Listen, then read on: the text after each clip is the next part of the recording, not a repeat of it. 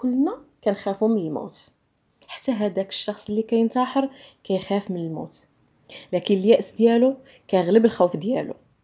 الخوف ديالنا من الموت كيخلينا نتمسكوا بالحياة لأبعد الحدود، ونقدروا نديروا شي امور اللي خارجه على تصورنا باش نبقاو احياء. هذه غريزه موجوده عند جميع المخلوقات. شوف مثلا القطه، كتكون شي قطه اللي مسالمه وظريفه، الا حصرتيها في شي زاويه راقب كيفاش غادي تكشر على الانياب ديالها وغاديه تقمشك بالمخالب. وحديثنا اليوم على راجل لقى نفسه محصور في زاويه ما بين المنايا اللي كترصد الخطوات ديالو وما بين افواه جائعه كتأهب باش تلتهمه. اشنو دار وكيفاش نجا؟ كملوا القصه.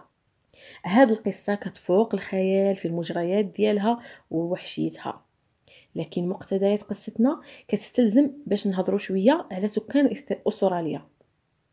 وكما كتعرفوا بان ما يقارب ربع سكان استراليا اليوم كتنحدر اصولهم من مجرمين مدانين تم الترحيل ديالهم ونفيهم من بريطانيا، انجلترا، ويلز، اسكتلندا وايرلندا ما بين عام 1788 و 1868 باش يقضيو المدة العقوبة ديالهم في هذيك القارة النائية والبعيدة على الحضارة في ديك الوقيته. المجرمين كان كيتم النفي ديالهم بواسطة السفن. المهم حنا هنايا ماشي بصدد يعني نخوضوا في اسباب ودوافع ترحيل هاد المجرمين اللي كانوا الخمس ديالهم تقريبا نساء من الجزر البريطانية الاسترالية، ولكن الغاية من هذه القصة هي أننا نتطرقوا لواحد القصة اللي غريبة ومرعبة، وماشي باش نعطيو درس ممل في التاريخ وعلم الاجتماع، لكن غادي نشرح باختصار هذه القضية الحساسة في تاريخ أستراليا وبريطانيا، على وعسى اللي ما عرفاش يعرفها. في هذاك الزمان كانت بريطانيا كتعيش بواكر الثورة الصناعية، وكانت المدن ديالها الكبرى عامرة بزاف بالسكان، لان بزاف ديال الناس اللي هاجروا من الريف للمدينه باش يقلبوا على عمل زعما. ومهم لان مثلا الريف ما كانش فيه لا خدمه لا حتى شي حاجه، ونتج على هذه الهجره واحد الوضع اللي مأساوي شاد بزاف، خلى الريف يعني خاوي والمدينه ولات عامره بزاف، وازداد الفقر، انتشر الجهل، والشوارع عمرات بالازبال والقذاره. يعني ولات كتدوز من هكا من الشوارع كتلقى الناس سكرانين، كتلقى العاطلين، وتفشات السرقه والجرائم لدرجه كبيره بزاف. ولاو الناس كيخافوا انهم يتموا غاديين في الطرقات بوحدهم. وواخا كانت واحد القوانين اللي صارمه بزاف هكا كانوا يعني كثرات الجرائم. مثلا كانوا كيحكموا بالاعدام على اتفه الجرائم. مثلا تقدر تسرق انت غير رقنيه يعني اللي الرب تقدر تسرقها يحكموا عليك بالاعدام. ولكن هاد الاعدامات الكثيره وهاد القوانين الصارمه ما وضعتش حد للجريمه اللي كانت متفشيه في كل مكان. وحسوا القضاة ديال بريطانيا بان عقوبات الاعدام هي قاسيه بزاف وما كتلائمش مع حجم الجرم في اغلب الاحيان، فاختار لهم باش انهم يعني جا في بالهم الابعاد والنفي كافضل خيار للتخلص من المجرمين اولا، والتخلص من فائض السكان ثانيا، والاراحه ضمير القضاة ثالثا. وكانت امريكا هي الجهه الرئيسيه اللي كيمشيو ليها المدانون، لكن باستقلال المستعمرات الامريكيه الولايات المتحده عن التاج البريطاني عام 1783 ولات أستراليا هي السجن الواسع الذي يرسل إليه المدانون. من بين هاد السجناء كان بيرس اللي تم الإرسال ديالو إلى هوبارت عاصمة تاسمانيا، واللي كانت آنذاك واحد المستعمرة صغيرة. هذا هو بطل القصة. كان واحد من هادوك الناس اللي تم الإدانة ديالهم واللي هزاتهم السفن التاج البريطاني عام 1819 باش ديهم استراليا. وتقدر تظن بان هاد بيرس هو مجرم خطير، لكن هاد الكسندر بيرس ما كانش مجرم اللي خطير، هو كان فقط لص ايرلندي. وكانوا ديك الوقيته اللصوص اللي كتار بزاف، والجريمه ديالو كانت تنحصر في انه سرق 6 ديال الازواج ديال الاحذيه، وتعاقب عليها بالنفي 7 سنوات لهوبارت واللي هي اليوم جزيره تسمانيا والكبرى ديال المدن ديالها. هاد تاسمانيا هي جزيرة جات جنوب أستراليا وتابعة ليها، لكن في هذاك الزمان كانت غير مستعمرة صغيرة كتستقبل المجرمين المنفيين من أنحاء الإمبراطورية البريطانية، وكانت المستعمرة معتقل مفتوح كيخضع لقوانين صارمة. بزاف من المدنين حسنوا السلوك ديالهم فاش مشاو لهاد المستعمرة. البعض منهم قضى واحد الفترة اللي قصيرة بسلام وعاد للوطن، لكن الأغلبية العظمى منهم رفضوا العودة وانخرطوا في الحياة ولاو كمستوطنين وتزوجوا وكونوا عائلات، وهادو هما الأجداد نسبة كبيرة من مواطني أستراليا اليوم. وكاين فيهم اللي استمر في السلوك الإجرامي ديالو في المنفى، ومنهم بطل القصة ديالنا اللي عوقب بالجلد بزاف ديال المرات لأسباب عدة، من بينها أنه كان كيسرق بطاط والديك الرومي والسكر وما كانش كيطيع الأوامر، وكان كيحاول الفرار وما كيقولهاش للمسؤولين، وسرق واحد المرة عربة حمل يدوية.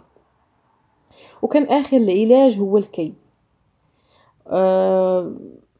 كان بيرسي من المدنين اللي ما توقفوش على كسر القوانين، كانوا كيمشيو بزاف لاشد الاماكن رعب وانعزال، يعني كانت عندك عقوبات اللي كثيره.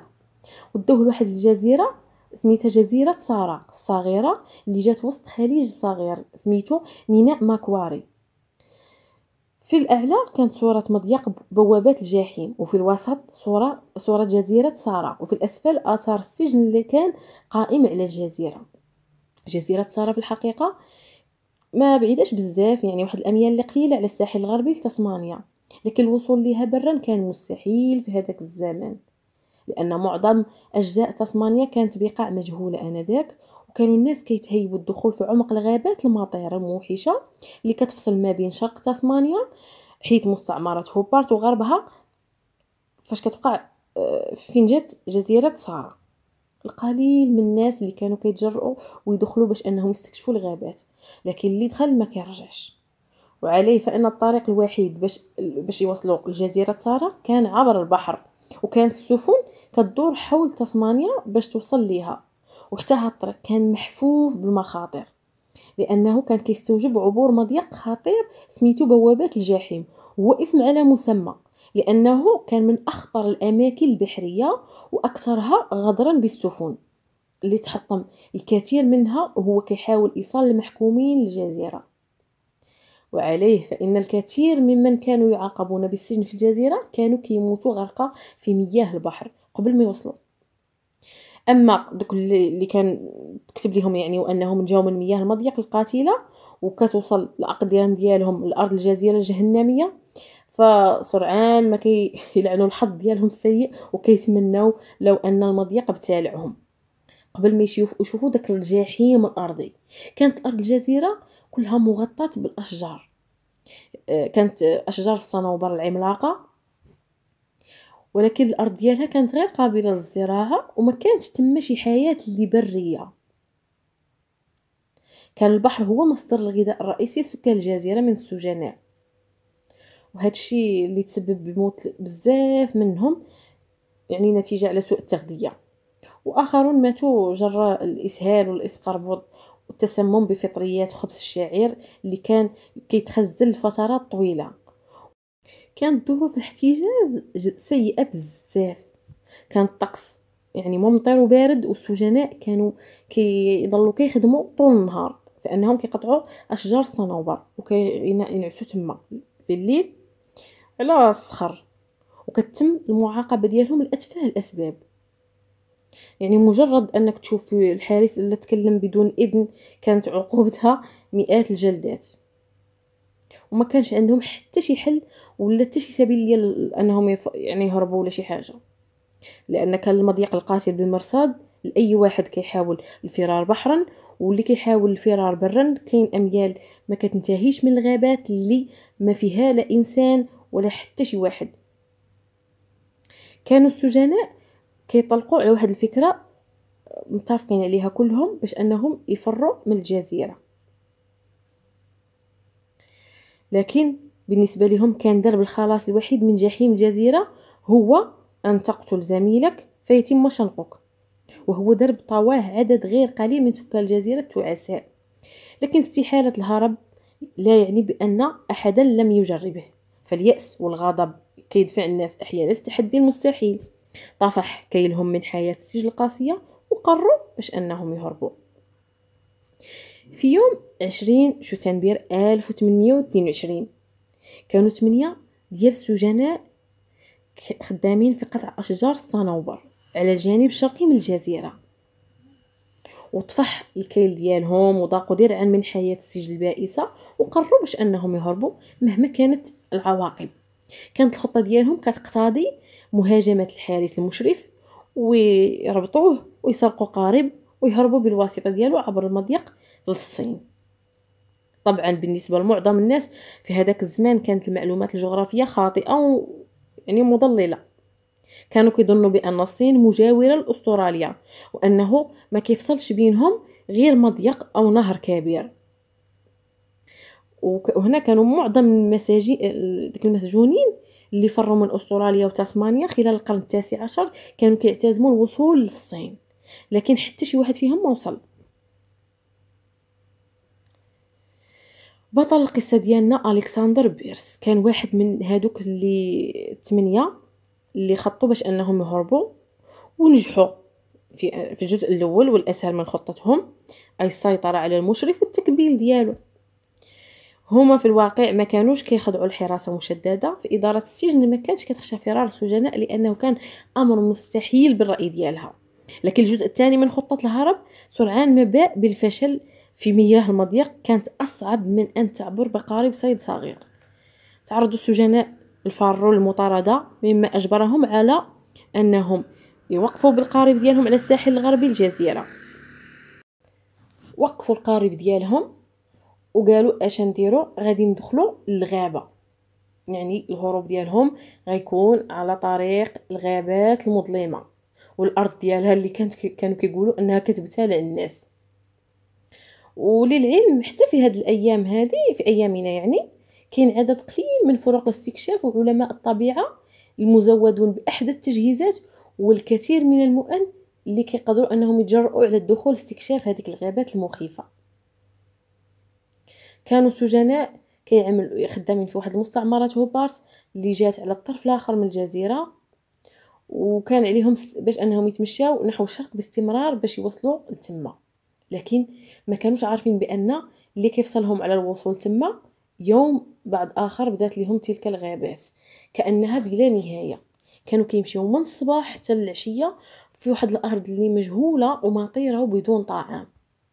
ما كانش عندهم حتى شي، ما عارفينش واش قربوا ولا ما قربوش وشحال ضربوا، وهم غاديين الطريق ما باش تسالي.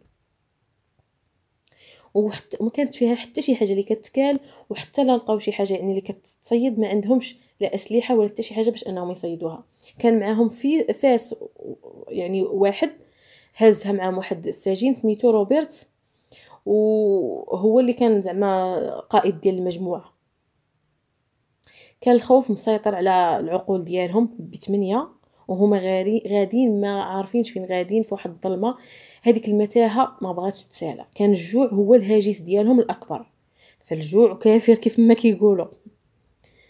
المعظم ديالنا يعني يقدر ما يكونش جرب داك الجوع الحقيقي، اي انك تمشي واحد الايام بدون من انك تاكل اي حاجه ولا تشرب شي حاجه. هذاك الشيء كيأثر على الجسد ديالك وحتى على عقلك وكيخليك تهلوس، ويقدر يخليك دير شي حوايج اللي ما تقدرش تخيلها. وهذا هو بالضبط اللي وقع مع هاد الرجال. من بعد 15 يوم من السير المتواصل والانهاك والجوع في عمق الغابة المطيرة والباردة، توصلوا لقرار خطير. شنو هو هذا القرار؟ هو أنه على أحدهم أن يقتل ويؤكل باش يعيشوا البقية. قرروا أنهم يديروا قرعة بيناتهم، وبالطبع حتى شي واحد فيهم ما غادي يتطوع ويقول لهم اجي كولوني انا باش نتوما تبقاو عايشين. مهم قرروا انهم يديروا قرعه، وهاد القرعه يديروها بسنابل ديال الحشيش، داك السنبولات اللي كاينه في الغابه. خداو 8 سنابل وقطعوها بالتساوي وخلاو وحده هي اللي قصيره فيهم.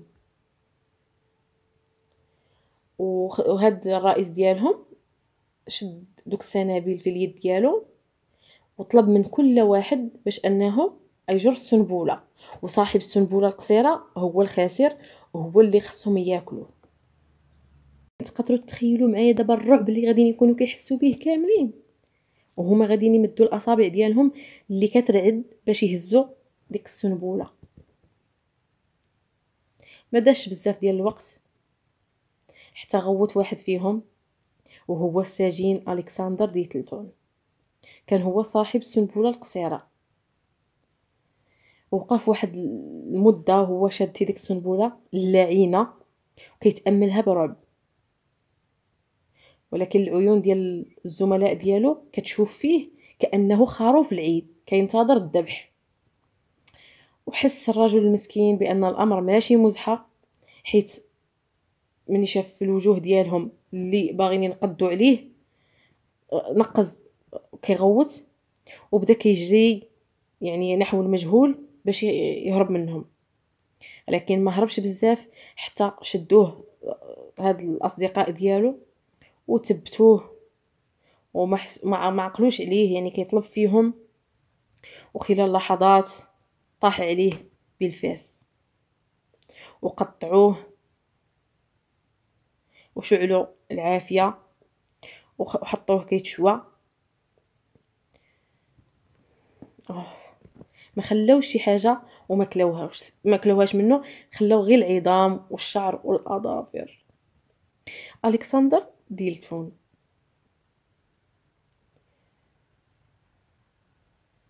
شدوه وخلعوا الملابس ديالو واستعداد لذبحه واكله. كانت هذيك الليله رهيبه، لكن هي الاولى من بعد 15 يوم اللي كينعسوا فيها السجناء الفارين يعني شبعانين. لكن هاد الشبع سرعان ما تبخر وتحولات لرعب فاش استيقظ السجناء في الصباح التالي، والسؤال الاول اللي خطر في بالهم هو شكون غادي يكون التالي. هاد الهاجس المخيف خلى جوج من السجناء انهم يخليوا المجموعه ويحاولوا العوده لسجن الجزيره، ورجعوا ونجحوا بانهم يوصلوا، لكن غير وصلوا الجزيره ماتوا لانهم يعني جراء الانهاك والجوع كما قلنا. هذا خلى 5 احياء فقط في مجموعه الفرار اللي استمروا في المسير باتجاه الشرق على امل ان يكون خلاصهم قريب، وكيستعنوا بخبره القائد ديالهم اللي كان بحار سابق وعنده معرفه بحركه ومواقع الشمس والنجوم. لكن الايام دازت بسرعه من دون اي بوادر على قرب انتهاء الرحله ديالهم، واطبق الجوع عليهم من جديد وقرروا التضحيه بشخص اخر. وقع الاختيار هذه المره على توماس، ذبحوه وكلاوه كما داروا بصديق ديالهم في المره اللي قبل. وهنا بقاو سوى 4 احياء: روبرت والمساعد ديالو ماتيو، اضافه الى بطل قصتنا الكسندر بيرس وسجين اخر سميتو جون. ولان القائد ديالهم كان هو اللي كيحمل الفأس وكيقود المجموعه مع صديقه، لذا فان الضحيه التاليه كان لا يعد ان يكون بيرس او ماتر. وقع الاختيار على ماتر هذه المره، لما يعني ما داروش القرعه اتفقوا الثلاثه الاخرين على قتله. باغتوه على حين غره، قطعوه بالفاس وكلوه. بيرس ادرك بانه غادي يكون الضحيه التاليه، لأن مشكلة اللحم البشري بحسب الخبراء هو أنه غني بالبروتينات ولكن كيفتقر الكربوهيدرات السكريات اللي هي مصدر رئيسي لطاقة الجسم. وعليه فإنك مهما أكلت من اللحم البشري فسرعان ما ستشعر بالجوع وسترغب في الأكل مجددا، خصوصا حين فاش كتكون في شي رحلة اللي مرهقة كتستنزف الطاقة ديالك باستمرار.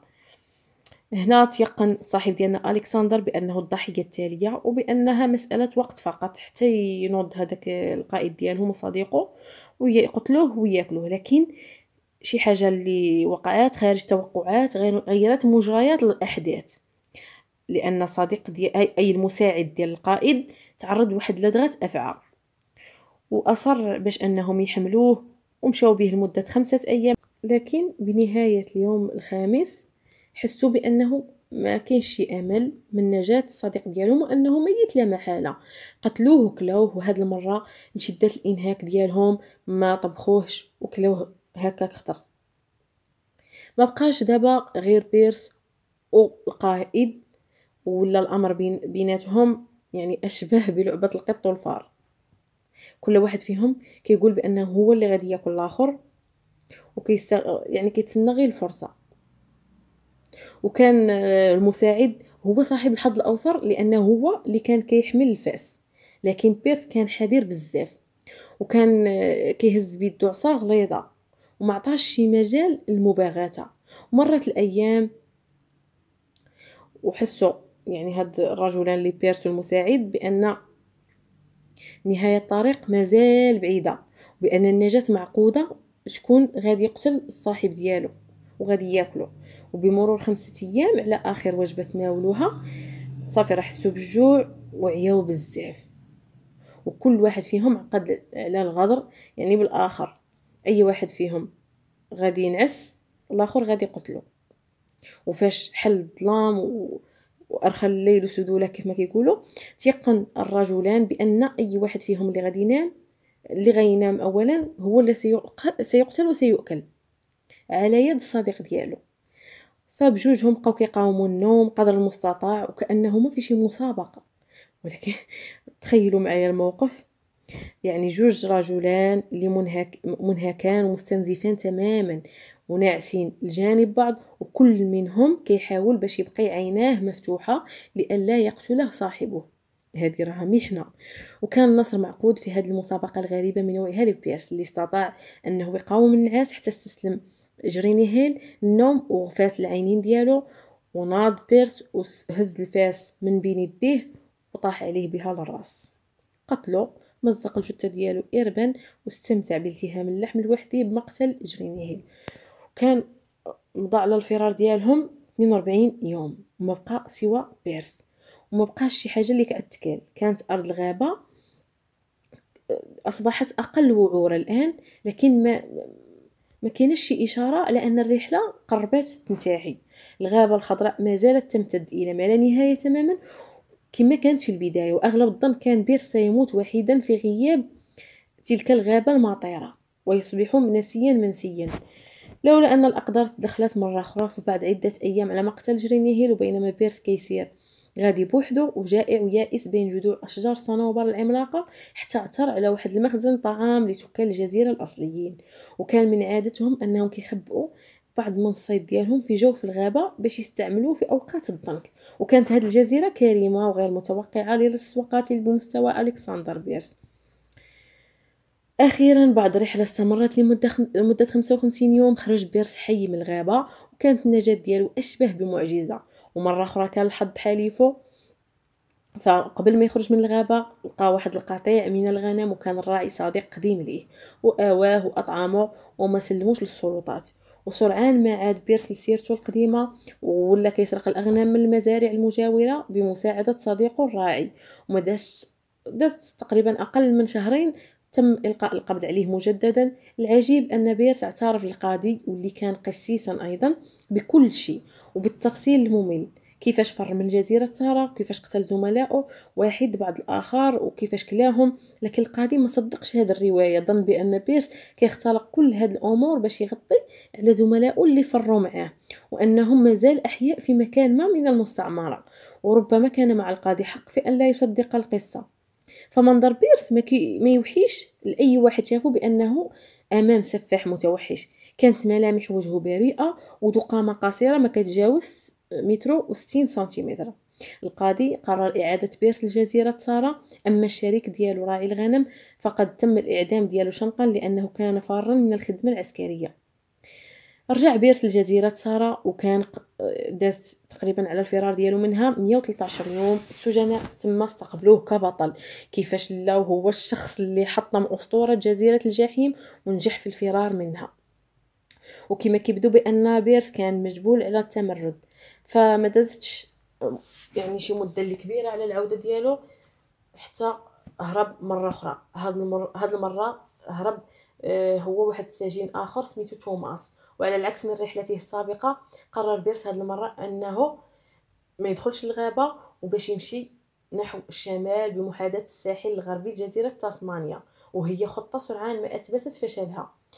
تم إلقاء القبض عليه من بعد 11 يوم من الفرار ديالو، وكان وحيد، وبتفتيش ملابسه عثروا على قطع لحم وأجزاء من جثة بشرية. اعترف بيرس بأنه كتعود الكوكس العجيب أنه كان كيحمل مؤونة جيدة من الطعام، وعليه فإن قتل والتهام الكوكس ليس له ما يبرره. صورة جثة بيرس بعد إعدامه مباشرة وبسؤاله عن سبب قتله لكوكس. قال بيرس بأنهم وصلوا إلى نهر وكان عليهم عبوره، وقال ليه كوكس بأنه ما كيقدرش يعوم، وتملك الغضب من بيرس لأنه شعر بأن كوكس سيكون عقبة وغادي يأخره، فقرر قتله. وفسولوا على سبب اتهامه لكوكس مع أنه هز معه طعام كافي، قال لهم بأنه يستلذ بأكل اللحم البشري. كانت اعترافات بيرس صادمة حقا. صحيح أن أكل لحوم البشر لم يكن شيئا فريدا في استراليا وتاسمانيا ونيوزيلندا، حيث أن السكان الأصليين في تلك البقاع النائية ما كانوش يتورعون عن أكل لحوم جثث أعدائهم، إلا أنها المرة الأولى التي يسمع فيها برجل أبيض يأكل لحما بشريا. والأدهى بأنه لم يلتهم اللحم البشري بدافع الجوع فقط، بل اللذة أيضا. تمت محاكمة بيرس بسرعة ومن دون أن يحظى بمحامي، ونال الحكم بالإعدام شنقا حتى الموت في الساعة 9 من صباح يوم 19 يوليو عام 1824. تم تنفيذ حكم الإعدام في ألكسندر بيرس، اللي كان حينها في 34 من عمره. ويقال بأن آخر جملة نطق بها بيرس قبل الإعدام ديالو كانت: إن لحم البشر لذيذ، طعمه أطيب بكثير من لحم السمك والخنزير. قد أمر القاضي بأن تسلم جثة بيرس إلى الهيئة الطبية للاستفادة منها في دروس التشريح، ولا زال الجزء العلوي من جمجمته موجود ومعروض في أحد المتاحف الأسترالية. قصة ألكسندر بيرس نالت شهرة واسعة، والعديد من الروايات وكتب التاريخ تناولتها، وتم تصوير عدة أفلام عليها. نذكر منها الفيلم الوثائقي الاعتراف الأخير لألكسندر بيرس عام 2008، وفيلم الرعب سلالة الموت عام 2008، وفيلم أرض فان ديمن عام 2009. سالت القصة ديالنا، نتلاقاو في قصة أخرى، قصة جديدة.